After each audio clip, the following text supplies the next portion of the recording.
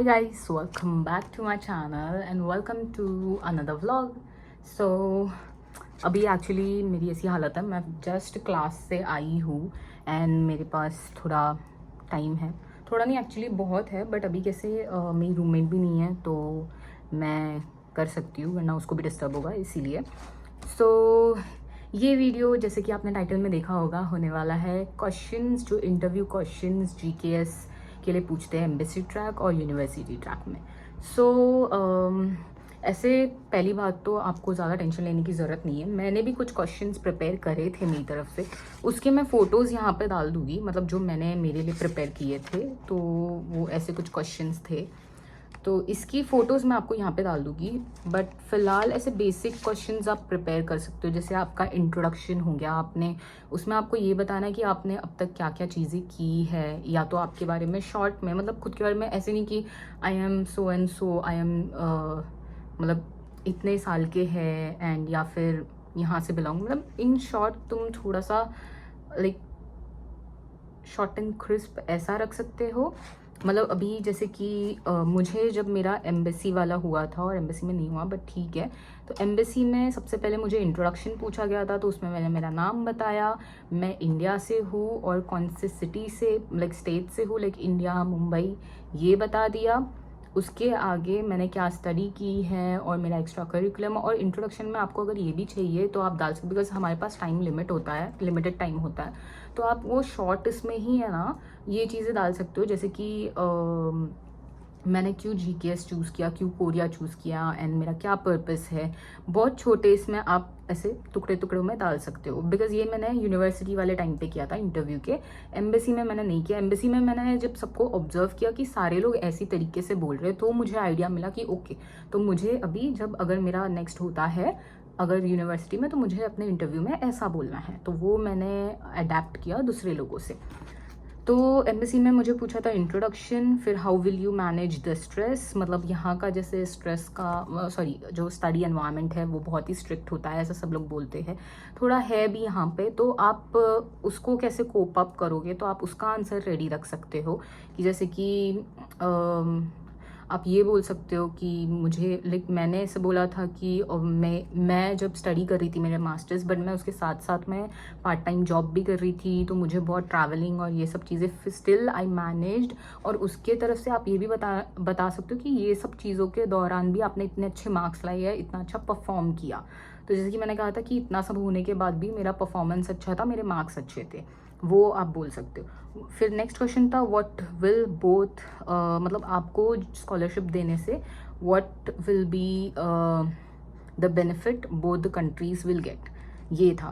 तो वो मैंने बोला कि मतलब मैं जब अच्छे से कर लूँगी तो मैं अपना जो नॉलेज है वो भी शेयर करूँगी, ये सारी चीज़ें थी।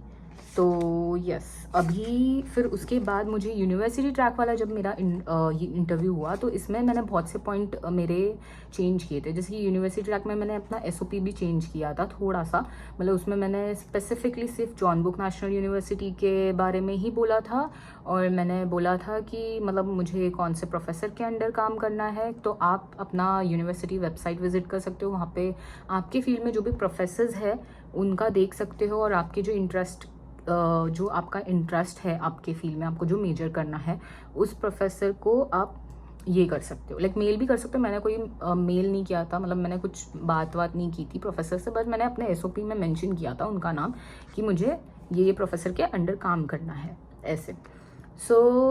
मुझे यूनिवर्सिटी ट्रैक में मेरा इंट्रोडक्शन पूछा गया, तो इंट्रोडक्शन में मैंने अपने बारे में बताया। फिर मैंने ये बताया कि मैंने कोरिया इसके लिए चूज़ किया है बिकॉज़ मुझे ऐसा लगता है कि मैं भूल गई हूँ अभी कि मैंने क्या आंसर दिया था, बट हाँ, अब थोड़ा सा एक दो लाइन कोरिया के बारे में बोल सकते हो। फिर उसके बाद उन्होंने पूछा था कि आपने जॉन बुक क्यों चूज़ किया, तो जॉन बुक के बारे में एक्चुअली मैंने देखा था, मतलब मेरा ऐसा मेन मोटिव था कि जो यहाँ का एनवायरनमेंट है, सराउंडिंग है, तो थोड़ा मतलब ट्रेडिशनल है, सब कुछ है, तो मुझे कल्चर के बारे में और अच्छी तरीके से सीखने मिलेगा, और जैसे कि इधर हनॉक विलेज और ये सारी चीज़ें हैं, तो मैंने वो सारे पॉइंट्स इंक्लूड करे कि campus itself shows how they are rooted to their culture and tradition. इसलिए मुझे ऐसा लगता है कि ये राइट प्लेस होगी मुझे सीखने के लिए, क्योंकि मुझे बहुत सारी चीज़ें ट्रेडिशन के बारे में भी पता चलेगी, कल्चर एक्सचेंज में मुझे इंटरेस्ट है, तो मुझे ऐसा लगता है कि जॉन बुक सही होगा। और फिर जॉन बुक टॉप 15 में भी आता है, ये सारी चीज़ें। तो मैंने ऐसे सब बोला उनको, एंड मैंने ये भी बोला कि मुझे ये सर के अंदर काम करना है। वो सर का मुझे अच्छा लगा जो उन्होंने मेजर किया है, एंड मेरा भी सेम इंटरेस्ट है, इसके लिए मैंने वो सर को चूज़ किया। फिर उसके बाद लास्ट क्वेश्चन ये था कि आर यू मेंटली स्टेबल, या आपकी मेंटल हेल्थ सही है। तो उसका सिर्फ आंसर आपको हाँ या ना में देना है, बस दैट्स इट। तो इतना ही था मेरा इंटरव्यू। और ऐसे भी नॉर्मली भी क्वेश्चन सादे हार्ड नहीं आएंगे, बहुत मतलब आपके मेजर रिलेटेड आएंगे। मेजर भी इतना नहीं आएगा, वो तो आप छोड़ ही दो, बट ये आएगा कि आपने इंट्रोडक्शन तो आपने करना ही करना है, कि इंट्रोडक्शन दे दो अपना। और सेकंड चीज़ आपको ये करनी है कि आपने क्यों कोरिया चूज़ किया है, क्यों वो स्पेसिफिक यूनिवर्सिटी चूज़ की है, वो आप अच्छे से ये कर लो। और जैसे कि बेसिक क्वेश्चन आ जाते हैं, जैसे स्ट्रेस हो गया, या तो दोनों कंट्री को क्या बेनिफिट मिलेगा आपके इससे। और फिर मैंने लिखा था, जो मैंने एक्स्ट्रा अपने लिए प्रिपेयर करे थे, कि हाँ आप क्या चैलेंजेस फेस करोगे आपको लगता है यहाँ पे आने के बाद, और जो भी आप चैलेंजेस फेस करते हो उसको आप कैसे ओवरकम करोगे। फिर आपके स्ट्रेंथ और वीकनेस आप लिख लो। फिर आपको मतलब मैंने और भी वीडियोस देखे थे, उसमें से मैंने लिया था कि what quality does a GKS applicant should possess. तो एक जीकेएस एप्लीकेंट में आपको क्या लगता है कैसे क्वालिटीज़ होने चाहिए वैसे। तो आप बोल सकते हो कि डिटर्मिनेंट, डेडिकेटेड होना चाहिए, जो मतलब ऑब्वियसली इतनी बड़ी अपॉर्चुनिटी मिल रही है तो उसे अच्छी तरीके से वो निभाए और अच्छे से कैरी फॉरवर्ड करे, वैसे सब क्वालिटीज़ होनी चाहिए। फिर why should we choose over others, मतलब एप्लीकेंट के, तो आपको उसका आंसर प्रिपेयर करना पड़ेगा। फिर plans after coming and after studies, यहाँ पे आपका क्या प्लान है, आप क्या ये कर सकते हो, एंड हमको क्या बेनिफिट मिलेगा आपकी स्कॉलरशिप, वही कि मतलब आप यहाँ पे स्टडी करने आ रहे हो, उसके बाद आपका मतलब यहाँ पे स्टडी करने के बाद हमको क्या बेनिफिट हो रहा है, वो ये कर सकते हो आप। या मतलब यही चीज़ें हैं, तो ये सारी चीज़ें आप प्रिपेयर कर सकते हो। बाकी इतना ज़्यादा भी मतलब ये नहीं होता है, बस बेसिक चीज़ें जो आपने एसओपी में लिखी है ना आपने, बस वो चीज़ भी आप बोल दोगे बस हो जाएगा। क्योंकि मैंने यूनिवर्सिटी ट्रैक में वही किया था, मैंने इंट्रोडक्शन बोला, उसके साथ में जो मैंने एसओपी में थोड़ी बहुत चीज़ें लिखी थी वो मैंने बोला। और उसके बाद मैंने जब कॉलेज के ऊपर से पूछा गया तो कॉलेज के बारे में जो मैंने एसओपी में लिखा वही मैंने कुछ मतलब कट शॉर्ट करके मैंने एक दो पॉइंट्स ये करके रखे थे, बस मैंने वही चीज़ें बोली है, कुछ एक्स्ट्रा बाहर से या कुछ भी ऐसे ढूंढ के नहीं ये किया है मैंने। जो आप एसओपी में यूनिवर्सिटी के बारे में लिखोगे वही आप सामने सामने बोल सकते हो।